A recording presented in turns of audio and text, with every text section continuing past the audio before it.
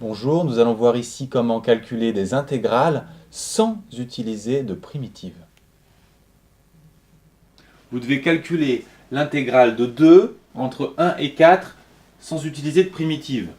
Pourquoi c'est possible et pourquoi c'est facile? Tout simplement parce que 2, c'est une droite horizontale. On va faire le calcul entre 1 et 4. Donc la surface à calculer sera un rectangle. Un rectangle, sa surface, c'est hauteur fois largeur. Donc 2 fois 3. Autrement dit, on obtient 6 unités d'air. Si on avait ici M et qu'on intégrait de A à B, on pourrait appliquer le même principe. On ferait hauteur M, largeur B moins A, d'où la formule suivante.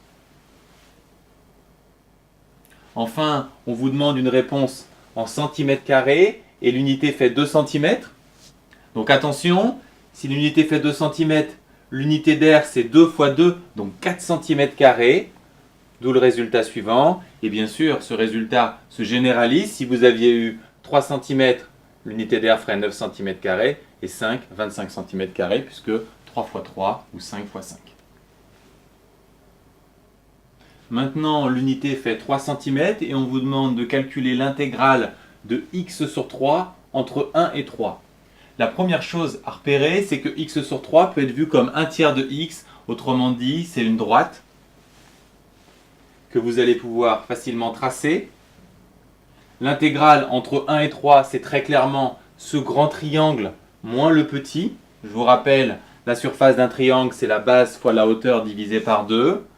La surface du grand triangle, c'est 3 fois 1 divisé par 2. Et pour le petit 1 fois 1 tiers divisé par 2, d'où le calcul suivant. Vous simplifiez tranquillement. Vous obtenez le résultat en unité d'air. Ensuite, l'unité c'est 3 cm, donc une unité d'air c'est 9 cm², d'où le résultat final. Un petit QCM pour finir, on s'intéresse à l'intégrale entre 0 et 4 de la fonction f représentée ici. L'unité vaut 2 cm, mais tout d'abord on nous demande la valeur de l'intégrale en unité d'air. Une unité d'air c'est tout simplement un carreau, donc il suffit de compter les carreaux. Il y en a 4 en bas ici, 3, ça fait 7. Un peu plus de 7, donc la seule réponse possible, c'est celle-ci. Enfin, deuxième question, on nous demande la valeur en centimètres carrés. Une unité d'air, c'est 4 cm², donc il suffit de multiplier par 4.